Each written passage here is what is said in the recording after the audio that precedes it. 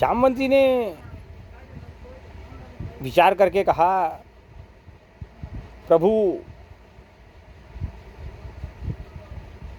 मेरे विचार में भी हनुमान जी का कथन सही है, और आपके मित्र लंकेश विभीषण के मन में जो दुविधा है, जो लाचारी मैं देख रहा हूँ, और जिस प्रकार का इनकी व्यग्रता है, और जिस प्रकार का इनका एक स्वच्छ निर्मल, अभी भी जबकि इनको लात मार करके इनके बड़े भाई ने बाहर निकाल दिया है, रावण के प्रति, अपने बड़े भाई के प्रति इनके मन में जो प्रेम है, उसको देखकर प्रभु निवेदन करना चाहता हूँ आपसे कि एक मौका और अभी रावण को दिया जाना चाहिए सही मार्ग पर लाने का, धर्म के मार्ग पर लाने का।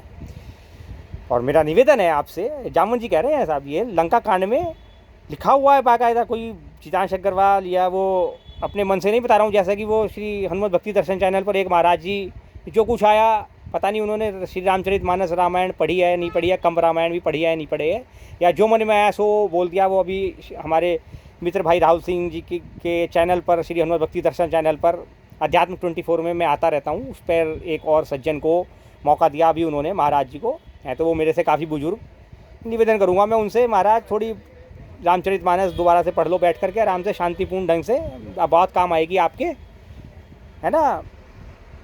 तो पता नहीं कौन सी मनगढ़ंत कहानी उन्होंने साहब बेटा इस चैनल के माध्यम से, यद्यपि उसका नाम श्री हनुमत भक्ति दर्शन चैनल है, जिस पर आध्यात्मिक बात होनी चाहिए और टू द पॉइंट होनी चाहिए, रियलिटी और फैक्ट चेक करने के बात होनी चाहिए थी, किंतु कुछ विवशताएँ होती हैं साहब मित्रता में। ऐसा ही साहब शायद मुझे ऐसा लगा कि भाई राहुल सिंह जी के साथ भी साहब कुछ विवशता रही होगी, उन्होंने भी उन्हें वो गुरुजी कह के संबोधित कर दिया। मुझे ये बड़ी हंसी छूटी पहले तो, मैंने कहा ठीक है भैया, आपको चैनल चलाना है चलाइए आप। उनका फ़ोन आया बल्कि मेरे पास, लाला जी, मैंने कहा लाला जी तो भैया अपनी बात श्री रामचरितमानस अपने पास रखते हैं भैया, 24 घंटे यहाँ टेबल पे अभी भी रखी होगी, देखिए ये रखी है, मैं दिखाता हूँ आपको, मैं बिना श्री रामचरितमानस, ये श्रुति सम्मत है भैया, बिना श्री रामचरितमानस को आधार बनाकर और इससे पढ़े बगैर आपको कुछ नहीं पता था बेटा। और श्रीमद् भगवद गीता भी यहीं रखी होगी, देखो मेरे पास रखी होगी, मैं भगवद गीता पढ़ता रहता हूँ, बुक लिख रहा हूँ तो श्रीमद् भगवद गीता ये रखी है, देखिए ये श्रीमद् भगवद गीता भी, ये श्रीमद् भगवद गीता वेदांत का सर्वोच्च शिखर, भगवान श्री कृष्ण की वाणी, ये श्री कृष्ण भैया, ये बैठा मैं अर्जुन, क्या बैठा चरणों में इनके, तभी तो टू द पॉइंट रियलिटी और फैक्ट चेक करने के बाद आपको बताता हूँ बेटे, ऐसे नहीं कुछ भी बोलता जैसे और अन्य चैनलों पर कथावाचक बोलते हैं और न जाने क्या क्या बोलते हैं, सामने वो भागवत महापुराण रखते हैं अपने, लेकिन न जाने कौन से किस्से कहानियाँ आपको सुनाते हैं, कुछ पता नहीं, कुछ समझ में नहीं आएगा आपको, एक भी बात उनमें से आपके काम की नहीं होगी। लेकिन चंद्रकांता आध्यात्मिक यूट्यूब चैनल पर जब आप चितांश अग्रवाल को सुनेंगे तो सारी बातें आपके काम की होंगी, इसमें बेकाम की कोई चीज़ नहीं होगी, ये तो बिल्कुल तय है, ये मैं तय मान के चला करिए आप, क्योंकि फैक्ट चेक होते हैं ना, रियलिटी चेक होता है, पढ़ा जाता है पहले। तो अंगद जी को मौका दिया गया साहब, जामवंत जी के कहने पर, हनुमान जी के परामर्श पर वहाँ भेजा गया, निर्णय लिया गया। और वैसे तो हनुमान जी ही जाते, लेकिन चूँकि हनुमान जी ने एक प्रण कर लिया था कि प्रभु मैंने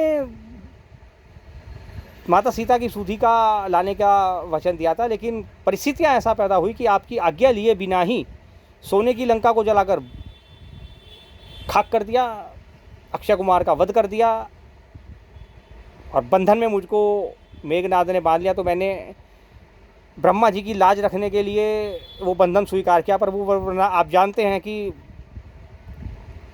श्री राम दूत को हनुमानों ने तब भी नहीं कहा, देखिए कितनी बड़ी बात है, हनुमान शब्द का प्रयोग नहीं किया कभी भी बजरंगबली ने।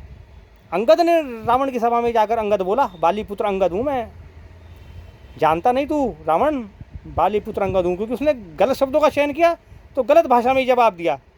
हनुमान जी श्री राम दूत हैं भैया, उन्होंने तो रावण के गलत शब्दों का चयन करने पर भी सही शब्दों में जवाब दिया, ये अंतर है।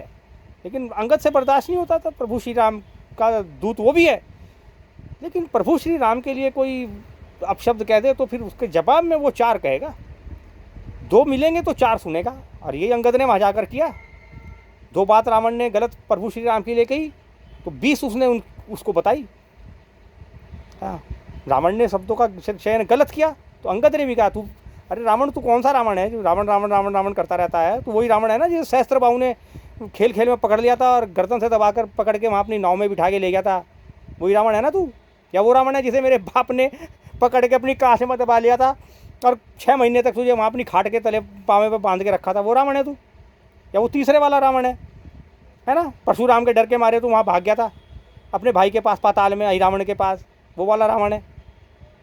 या कि वो चौथे वाला रावण है जिसने वो अपने छोटे भाई कुबेर है ना, कुबेर की पत्नी को मानसरोवर में, कमल सरोवर में साहब स्नान करते हुए देख लिया था और उसका बलात्कार किया था? वो रावण है ना तू? कौन सा रावण है इनमें से चारों में से? बता दे। है तो तू इकलौता रावण। इन चारों में से तू कौन है ये तो बता दे जरा। बाद में करेंगे ना, प्रभु श्री राम की बात तो बाद में करेंगे ना। कहाँ तू वनवासी और फलाने और ढिकड़े और क्या क्या बकवास कर रहा है उनके विषय में? पहले अपनी तो बता दे, इनमें से कौन सा है रावण है तू? कुबेर की छोटे भाई की पत्नी जो तेरी पुत्रवधू लगी, उसके साथ तूने बलात्कार किया, वो वाला रावण है तू? सहस्त्र बाहु ने जिसको खेल खेल में पकड़ लिया था, नाव में बांध दिया था, अपनी बिठा लिया था वहाँ, वो वाला रावण है? मेरे बाप ने तुझे पकड़ के कांख में दबा के 6 महीने अपनी पोटली में बांध के रखा वहाँ, वो वाला है? या वो है जो वहाँ परशुराम जी के से डर के मारे जो है वहाँ भाग गया था रावण के पास चोरों की भांति? और या फिर वो वाला रावण है जो अभी चोरों की भांति भेद बदल के वो माता जानकी को हर लाया? कौन सा रावण है इनमें से तू? ये तो बता दे जरा।